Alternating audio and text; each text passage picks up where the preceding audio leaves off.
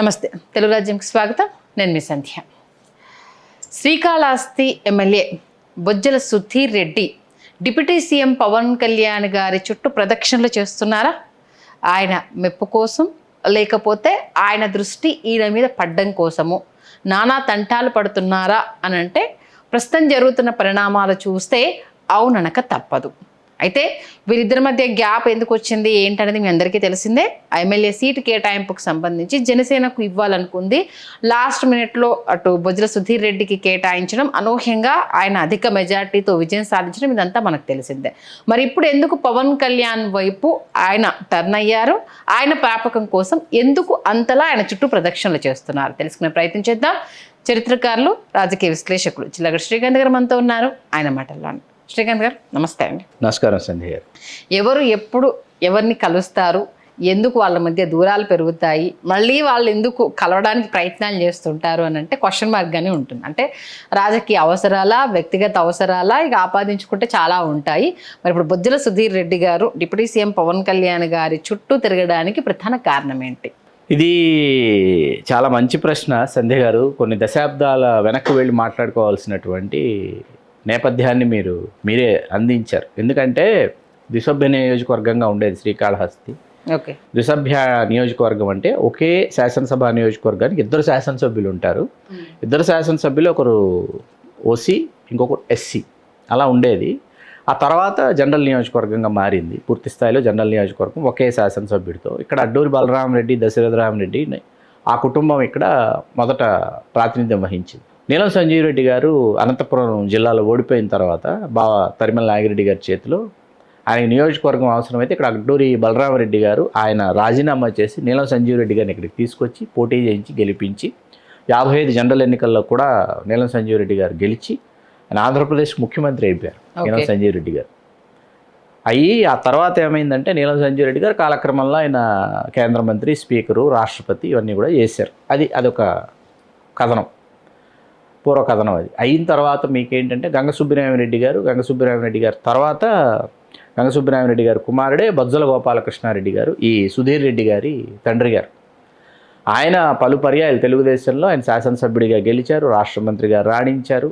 ఒక విధంగా గుత్తాధిపత్యాన్ని ఆ నియోజకవర్గం మీద వీళ్ళు శాసించారంటే అందులో సందేహం లేదు. సుబ్రహ్మణ్యం నాయుడు గారిని ఒక ఆయన, ఎస్సీవి నాయుడు గారిని ఒక ఆయన, వాళ్ళు కమ్మ సామాజిక వర్గం, వాళ్ళు శాసనసభకి వాళ్ళు ప్రాతినిధ్యం వహించారు. మధ్యలో మత్స్యకార సామాజిక వర్గం వాళ్ళ నుంచి మునరామయ్య గారు న్యాయం చేశారు. ఇక్కడ ఏంటంటే ఇప్పుడు ఈ నియోజకవర్గంలో బలిజలు ప్రథమ సంఖ్యలో ఓటర్లుగా ఉన్నారు. శ్రీకాళహస్తి, తిరుపతి, చంద్రగిరి వరుసగా 3 నియోజకవర్గాలు తీసుకుంటే బలిజలు చాలా ప్రాధాన్యతను సంతరించుకుంటారు. శ్రీకాళహస్తిలో ఏంటంటే ఎప్పటి నుంచో ఇక్కడ పోటీ చేసి గెలవాలి, బలిజలు మాకు అవకాశం కావాలి, పోటీ చేసేటటువంటి అవకాశం కావాలి అనేటటువంటి ఒక అవకాశం కోసమైతే దశాబ్దాల తరబడి నిరీక్షిస్తూ వస్తున్నారు. ఓకే, ఈ నిరీక్షణ ఫలితంగా ఏమైందంటే మీకు 85 ఎన్నికల తర్వాత 85లోని కేటాయించాలనుకున్న 85 ఎన్నికల్లో వెనుకబడిన తరగతులు కేటాయిస్తున్నాం కదా అని ఎన్టీ రామారావు గారు ఇవ్వకపోగా 88లో ఉప ఎన్నిక వచ్చింది. మునరామయ్య గారి మరణానంతరం ఆయన మరణిస్తే ఉప ఎన్నిక వస్తే రామారావు గారు ఏం చేశారంటే కొండుగారి శ్రీరామమూర్తి గారిని శ్రీకాళహస్తి దేవస్థాన చైర్మన్ బలిజ కులస్తుడికి అవకాశం ఇస్తే ఆయన ఒక రెడ్డి సామాజిక వర్గం చెంచురెడ్డి అనుకుంటాను, ఆయన చేతిలో ఆయన ఓడిపోవడం జరిగింది ఆ ఎన్నికల్లో. సరే, అది పక్కన పెడితే 94 ఎన్నికల్లో మీకు కాంగ్రెస్ పార్టీని చదలవాడ కృష్ణమూర్తి గారికి అవకాశం ఇచ్చింది. ఆయన మీద బొజ్జల గోపాలకృష్ణారెడ్డి గారు ఆయన గెలవటం జరిగింది. చదలవాడ కృష్ణమూర్తి గారు కూడా ఓడిపోయారు. ఆ కొండగారి శ్రీరామమూర్తి గారు, ఈ చదలవాడ కృష్ణమూర్తి గారు ఓడిపోవడం మినహా ఆ తర్వాత రెడ్డి వర్సెస్ రెడ్డి, లేకపోతే రెడ్డి వర్సెస్ కమ్మగానే పోటీ కొనసాగుతూ వచ్చింది. బొజ్జల గోపాలకృష్ణారెడ్డి గారు ఆయన ఆధిపత్యాన్ని ఆయన కొనసాగిస్తూ వచ్చారు. బిఎఫ్ మధుసూదన్ రెడ్డి వైకాపా, ఈ బిఎఫ్ మధుసూదన్ రెడ్డి ఆగమనానికి ముందు ఇక్కడ చెప్పుకోవాల్సిన పేరు ఈ నియోజకవర్గంలో కోలా ఆనంద్ అనే పేరు చెప్పుకోవాలి. ఇతను బలిజ కులస్తుడు. ఇతను వైఎస్ రాజశేఖర రెడ్డి గారికి వీర విధేయుడు, వీరాభిమాని. యువజన కాంగ్రెస్లో చాలా పదవులు నిర్వహించాడు. అట్లాగే శ్రీకాళహస్తీశ్వర స్వామి దేవస్థాన చైర్మన్గా కూడా ఇతను వ్యవహరించాడు. అయితే వైకాపా ఏర్పడిన తర్వాత ఇతను వైకాపాలో చేరి వైకాపాలో పోటీ చేసేటటువంటి అవకాశం కోసం జగన్మోహన్ రెడ్డి గారిని కలిస్తే రెడ్డి సామాజిక వర్గానికి కేటాయించాలనుకుంటున్నాం అని జగన్మోహన్ రెడ్డి గారు తేల్చి చెప్పారు. చెప్పిన తర్వాత అప్పుడు వెంటనే వెలుపలికి వచ్చి భాజపాలో చేరిపోయి వాళ్ళ భాజపాలో జిల్లాలో ముఖ్య నేతగా కోలానంద్ అవతరించారు. కోలానంద్ గారు ఏంటంటే 19 ఎన్నికలకు వచ్చేటప్పటికి మీకు కోలానంద్ గారేమో భాజపాలో ఉన్నారు, జనసేన ఏమో కోటా వినుతకు అవకాశం ఇచ్చింది. కోటా వినుత చాలా ఒక బాగా నేపథ్యం, ఆర్థిక, సామాజిక, రాజకీయ, సాంస్కృతిక నేపథ్యం ఉన్న కుటుంబం నుంచి వచ్చారు. అట్లాగే విద్యాధికురాలు, భర్త కమ్మ సామాజిక వర్గం, చంద్రబాబు ఆయన పేరు. ఇక్కడ కోటా వినుత బలి సామాజిక వర్గం, భర్త కమ్మ సామాజిక వర్గం అయ్యేటప్పటికి అదొక సమీకరణ. కోటా వినుత మన ఇంటి ఆడపడుచు కాబట్టి అని ఒక సెక్షన్ ఆఫ్ పీపుల్ కోటా వినుత వెనుక నడుస్తారు. కోలానంద్ ఈజ్ వెరీ సీనియర్ కాబట్టి కోలానంద్ వెంట కొంతమంది నడుస్తారు. మీరు 19 ఎన్నికల్లో ఎవరికి వాళ్ళు పోటీ చేయటం వల్ల బిఎఫ్ మధుసూదన్ రెడ్డి గారు చాలా సులభంగా మీకు అక్కడ గెలిచి రావడం జరిగింది.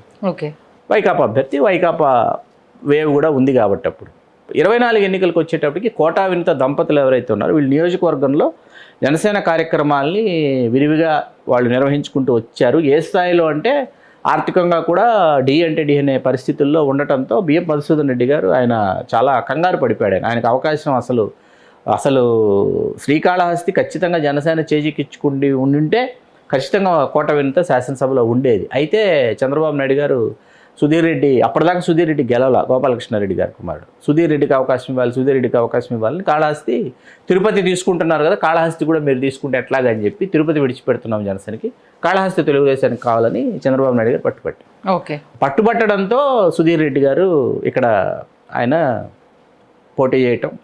సుధీర్ రెడ్డి గారి కోసం కోటా వినుత దంపతులు వాళ్ళు కూటమిలో ఉన్నారు కదా, కోలానంద్ గారు, వీళ్ళందరూ పనిచేశారు. పని చేయలేదని అనటానికి లేదు, ఖచ్చితంగా వేధించేశారు కదా. ఆ తర్వాత ఇంకా రాయుడు హత్య, ఆ హత్యోదంతం అది సుధీర్ రెడ్డి గారి ప్రమేయం ఉంది, సుధీర్ రెడ్డి గారు చేయించారు. ఇవన్నీ కూడా వచ్చిన తర్వాత ఏంటంటే పార్టీ నుంచి కూడా తనని అంతఃకృతమే పార్టీ నుంచి మీరు కూటమిలో శాసనసభ్యుడు గెలిచాడు, ఆయన తెలుగుదేశమైనా ఎవరైనా మీరు ఆయనతో కలిసి ప్రయాణం చేయాలి, మీరు ప్రయాణం చేయటం లేదు అని అంటే అసలు అతను మాకు ప్రాధాన్యత ఇవ్వటం లేదు, ఏ కార్యక్రమానికి ఆహ్వానించడం లేదు. ఏది ఇప్పుడు కూటమి అంటే ఏంటి, 3 పార్టీల వాళ్ళు ఆండాయస్కి రావాలి, వండాయస్ మీద ప్రోగ్రామ్స్ వాళ్ళు కండక్ట్ చేయాలి అనేటటువంటిది. కానీ ఇక్కడ ఏంటంటే తెలుగుదేశం వాళ్ళు మా పార్టీ, మేము ఎక్కువ మంది శాసనసభ్యులు ఉన్నాం, మా క్యాడర్ ఉంది, మా ఇన్ని దశాబ్దాల చరిత్ర అని చెప్పి ఇప్పుడు ఏ శాసనసభ్యుడు ఎవరి మాట సాక్షాత్తు చంద్రబాబు నాయుడు గారు చెప్పినా కూడా వినేటటువంటి పరిస్థితుల్లో కొంతమంది ఎమ్మెల్యేలు అయితే లేరు. ఆ విషయం చంద్రబాబు నాయుడు గారు చెప్పి వాపోయారు. నేను చూస్తాను, నేను వాళ్ళని పిలిపించుకొని మాట్లాడతాను, వాళ్ళతో నేను క్రమశిక్షణలో పెడతాను, క్రమశిక్షణ చర్యలు గైకొంటానని అంటారే కానీ చంద్రబాబు నాయుడు గారు కూడా ఆ స్థాయిలో వాళ్ళతో ఆయన మాట్లాడడం అయితే జరగదు. ఎందుకంటే అభ్యర్థి కూడా అక్కడ ఎన్నో డక్కామొక్కిలు తిని అతను ఎన్నికలు చేసి ఉంటాడు కాబట్టి. అయితే ఇప్పుడు ఏంటంటే పవన్ కళ్యాణ్ గారి సామాజిక వర్గం, అక్కడ ఉన్న శ్రీకాళహస్తి నియోజకవర్గంలో ఉన్న సామాజిక వర్గం అంతా కూడా బొజ్జల సుధీర్ రెడ్డి గారి మీద గుర్రుగా ఉన్నారు. రాబోయే ఎన్నికల్లో ఎలాగైనా సరే, ఏ పార్టీ ద్వారా అయినా సరే బలిజ సామాజిక వర్గం నుంచి ఇక్కడి నుంచి నిలబడి పోటీ చేసి గెలిచి ఈ స్థానాన్ని వాళ్ళు తీసుకోవాలనేటటువంటి ఒక ధోరణిలో అయితే అక్కడ ఒక వాతావరణం అయితే, ఒక మూడ్ అయితే క్రియేట్ అయింది శ్రీకాళహస్తి నియోజకవర్గం. సందేహమే లేదు.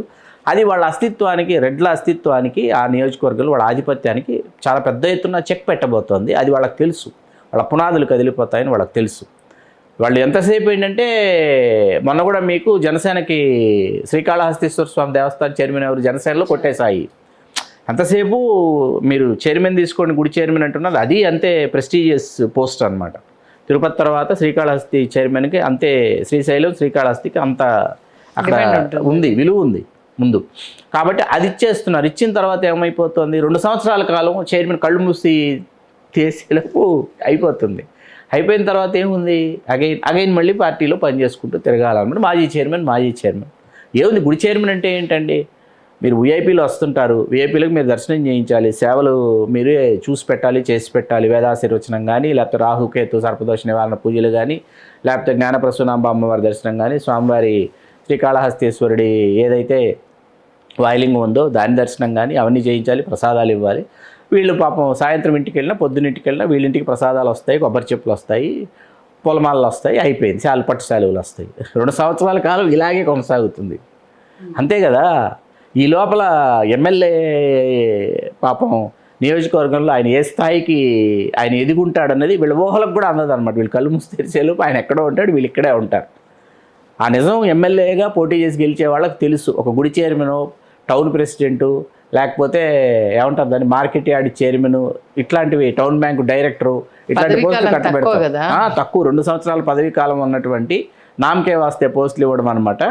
దానిని చూసి వీళ్ళు ఏంటంటే అద్భుతం, అమోఘం, ఆహా ఊహా అని అనుకుని, రాజ్యాధికారం అంటే ఎమ్మెల్యే, ఎమ్మెల్సీ, ఎంపీ ఇవే రాజ్యాధికారంలో చాలా కీలకమైనటువంటి పదవులండి. వాళ్ళకి పెన్షన్స్ ఉంటాయి, ఇళ్ల స్థలాలు ఉంటాయి, there are so many benefits, priorities, protocol ఇవన్నీ కూడా వర్తిస్తాయి. వీళ్ళకి ఏం వర్తిస్తాయి? ఏమి ఉండవు.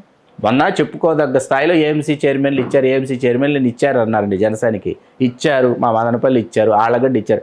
ఆళ్ళగడ్డలో ఇప్పటిదాకా ఏఎంసీ చైర్మన్ అసలు ప్రమాణ స్వీకారం చేశారా? చేయలేకపోయారు కదా. ఎందుకు చేయలేకపోయారు? ఎవరు చేయించలేకపోయారు? ఎమ్మెల్యేకి చేయించాలి కదా. ఎమ్మెల్యే మరి ఎందుకు చేయించలేకపోతున్నారు? ఎవరు మాట్లాడుతున్నారు? ఇవి నిజాలే కదా మనం మాట్లాడుతున్నాము, మనం నిజాలే మాట్లాడుతున్నాం వాస్తవం కదా. అది సంధ్య గారు. మొత్తానికి మరి ఇప్పుడు స్వామి కరుణించేనా ఆయన ప్రదక్షిణలకు మరి డిప్యూటీ సీఎం గారు?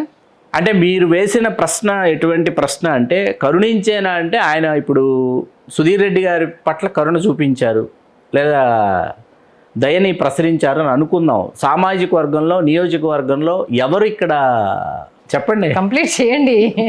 ఎవరు పలుచనైపోతారు? కోట వింత విషయంలోనే చాలా డ్యామేజ్ జరిగిపోయింది. నాయకుడు ఎలా ఉండాలి అంటే, నావాడు అనుకున్న వాడిని నాయకుడు ఎప్పుడూ కాపాడాలి, తప్పదు. ఇంకా కాపు కాపు కాసే పరిస్థితి అక్కడ కోట వింత విషయంలో లేదు కదా. చాలా బ్లండర్ అది, మర్డర్ అనేది చాలా బ్లండర్ అది. కాబట్టి కాపు కాసే పరిస్థితి అయితే లేదు. అక్కడ కాపు కాయాల్సిన పరిస్థితి లేదు అసలు. అటువంటి ఇది అక్కడ అంటే, ఇక్కడ మనము ఒక వ్యాలిడ్ పాయింట్ ఒకటి విడిచిపెడుతున్నాం. ఆ ఉదంతం జరగడానికి ముందే నా గురించి ఏదో కుట్ర జరుగుతోంది, నా పైన ఏదో జరుగుతోంది, నన్ను అర్థం చేసుకోండి, నా సమస్యను పరిష్కరించండి అని తను పార్టీ కార్యాలయం చుట్టూ పలు పర్యాయాలు, నాయకుల చుట్టూ పలు పర్యాయాలు కోటా వినూత గారు తిరిగినట్లు కోటా వినూత గారి భర్త చంద్రబాబు గారు ప్రెస్ మీట్లో తెలియజేసిన విషయాన్ని కూడా మనం గుర్తు చేసుకోవాలి. ఇక్కడ ఒక సమస్య వచ్చింది, సమస్యను పరిష్కరించాలి. రైల్వే కోడూరులో ఒక సమస్య ఉంది, లేకపోతే కాళహస్తిలో ఈ సమస్య ఉంది, లేకపోతే ఇంకో నియోజకవర్గంలో ఇంకో సమస్య ఉంది. దీనిని పరిష్కరించేటటువంటి వ్యవస్థ ఎక్కడ ఉంది? వ్యవస్థీకృతంగా ఎవరు ఈ వ్యవస్థని నిర్వహిస్తున్నారు అనేది $1 మిలియన్ క్వశ్చన్. ఇంకా ఇప్పుడు ఆయన చుట్టూ ప్రదక్షిణలు చేయడం వల్ల ఇవన్నీ తెర మీదకి వచ్చి ఇప్పుడు ఒక పెద్ద డిస్కషన్ నడుస్తుంది. అందుకోసమే ముందు ఈ క్వశ్చన్ ఉంచడం జరిగింది. చాలా మంచి విశ్లేషణ అందించారు. థ్యాంక్ యూ శ్రీకాంత్ గారు. ధన్యవాదాలు సంధ్య గారు. హలో, తెలుగు రాజ్యం ఛానల్ చూస్తున్నారా? సామాజిక, రాజకీయ, జీవన చిత్రణే తెలుగు రాజ్యం. అతిశయోక్తులు, అసత్యాలు ఉండవు. రాజకీయ కోణం కాదు, ప్రజా కోణమే కొలబద్ద. తెలుగు రాజ్యం వీక్షణ మీ ఉత్తమ అభిరుచికి నిదర్శనం.